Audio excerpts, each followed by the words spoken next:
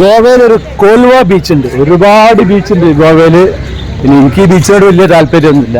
നമ്മൾ ജനിച്ചു വളർന്നത് കോഴിക്കോട് ആണ്, അപ്പോൾ അവിടെ ബീച്ച് കണ്ടുപടുത്താണ്.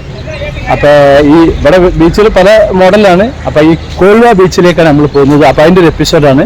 അപ്പോൾ നിങ്ങൾ സ്കിപ്പ് ചെയ്യാതെ മുഴുവനായിട്ട് കാണണം.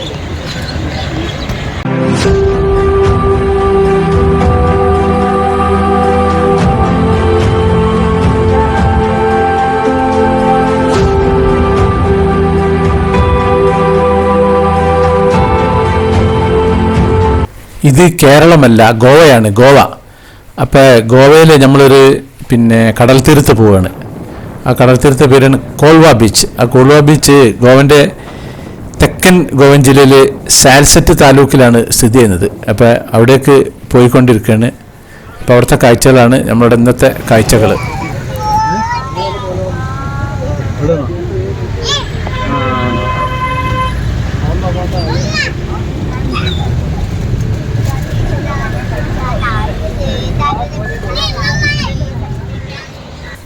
അങ്ങനെ ഞാൻ വണ്ടിയിൽ നിന്ന് ഇറങ്ങിക്കുന്നത്. ഇവിടെ ബീച്ചിൽ ഒരു അസ്തമയം കാണാം.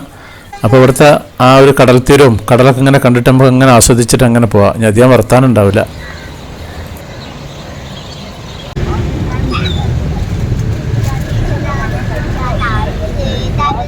മൊബൈൽ ഷവർമ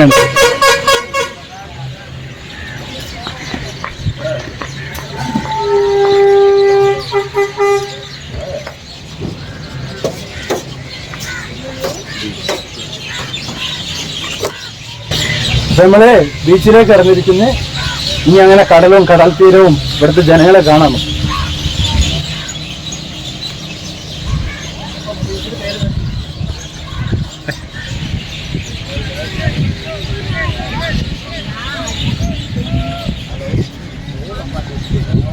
അതാണ് ബീച്ചിന്, കോൾവ ബീച്ച്.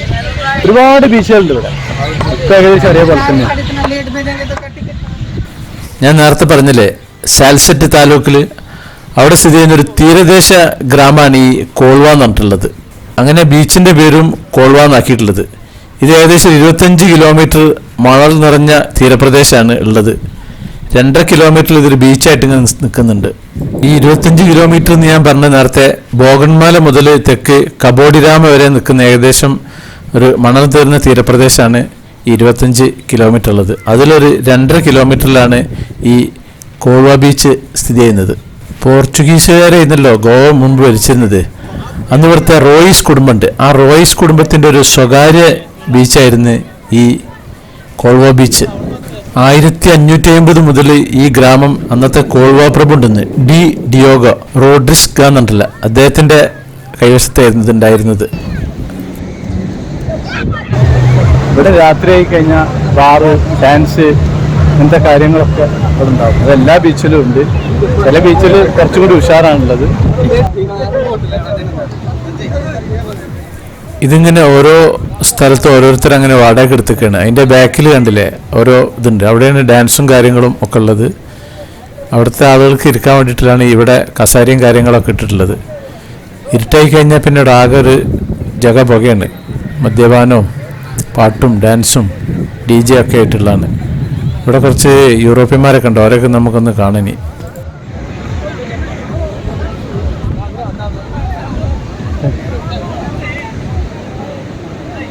ഇവിടെ കുറേ ആക്ടിവിറ്റീസുകളുണ്ട്. ഇതുണ്ടല്ലോ, ഇതൊരു വണ്ടിയാണ്. ഇതിലേക്ക് കടലിട്ട് പോവാം.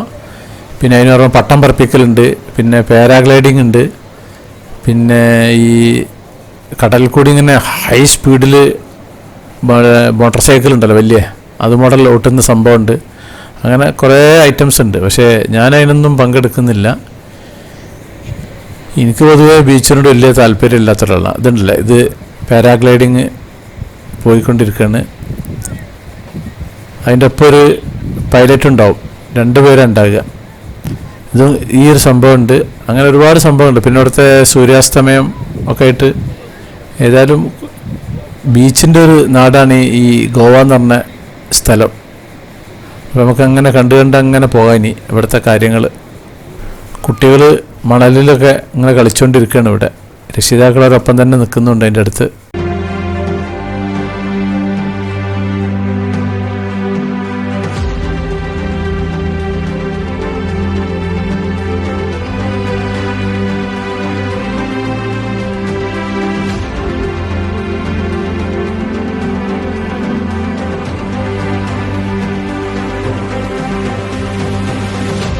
ബീച്ചിൽ വരുന്ന സമയത്ത് ട്രൗസർ ഉണ്ടാകാൻ മറക്കരുത്. കാരണം ഇവിടെ കാര്യമായിട്ട് ട്രൗസർ ഇട്ടിട്ടാണ് ഉള്ളത്. പെണ്ണുങ്ങളാണ് കൂടുതലും ട്രൗസർ ഇട്ടിട്ടുള്ളത് പൊതുവെ ഉള്ളത്.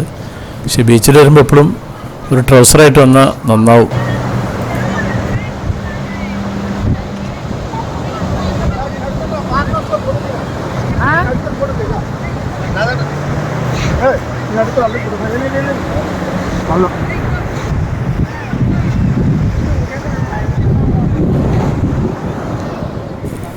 കടലിൽ അങ്ങ് ദൂരെ കണ്ടില്ല പോകുന്നത്, ഇങ്ങനെ നല്ലോണം പറപ്പിച്ചിട്ട് പോവാം.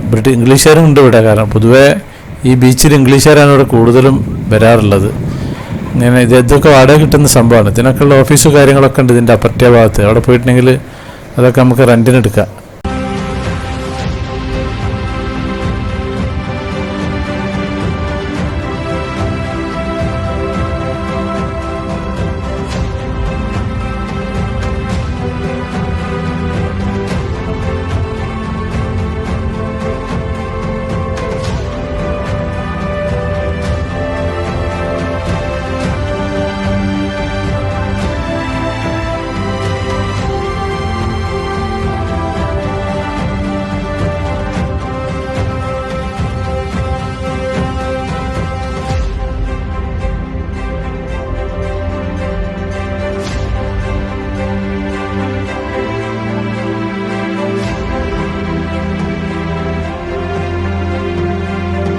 ഇപ്പോൾ സൂര്യൻ അസ്തമിച്ച് കഴിഞ്ഞ് പിന്നെ നേരത്തെ ഞാൻ കാണിച്ചിരുന്ന ആ ബാംഗ്ല, ഇതിൻ്റെ ബാക്കിൽ ഓരോരോ ഒരു സ്റ്റേജ് മോഡലിലുള്ള സംഭവമാണ്. അതിലാണ് നമ്മളെ ഡാൻസ്, പിന്നെ മദ്യം, അവിടെ ചെറിയ ഹോട്ടലും കാര്യങ്ങളൊക്കെ ഉണ്ട്, ഭക്ഷണം ഇതൊക്കെ അവിടെ കിട്ടും. ആ ഒരു ഏരിയയാണിത്.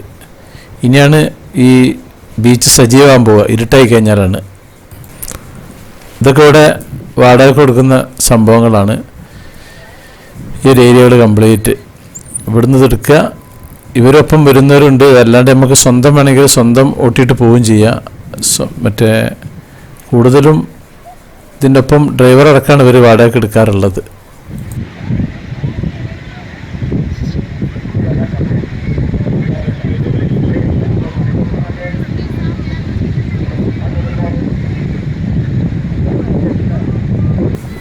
ഇത് പാരാഗ്ലൈഡിങ് ആണ്. ഇതിൽ പോകുമ്പോൾ ശ്രദ്ധിക്കണം വെച്ചാൽ നമ്മുടെ വയറിങ്ങനെ കാളും പെട്ടെന്ന്.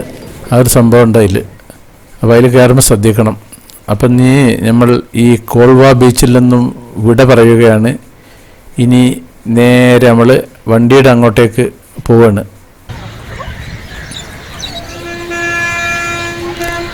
എവിടെ ചെന്നാലും മലയാളക്കാരെന്തൊരു സംഭവം ഉണ്ടാവില്ലേ. ഇതുണ്ടല്ലോ ഇവിടുത്തെ ഒരു കേരളീയ ഭക്ഷണം എന്നുള്ളൊരു മലയാളി ഹോട്ടലാണ് ഈ കാണുന്നത്. അപ്പം ഇനി വേണമെങ്കിൽ അവിടെ നിന്ന് എന്തെങ്കിലും ഒന്ന് കഴിക്കാമെന്ന് പോയി നോക്കണം എന്ന് വിചാരിക്കുന്നുണ്ട്, എന്തെങ്കിലും കിട്ടുമെന്നുള്ള കാര്യം. ഇനി അവിടുന്ന് എന്നിട്ട് തിരിച്ചങ്ങനെ നമ്മുടെ വണ്ടിയിൽ കയറണം. നമ്മുടെ വണ്ടി ഇവിടെ ഒരുപാട് വണ്ടികളുണ്ട്. നമ്മുടെ വണ്ടിയാണ് ഈ കാണുന്ന വണ്ടി.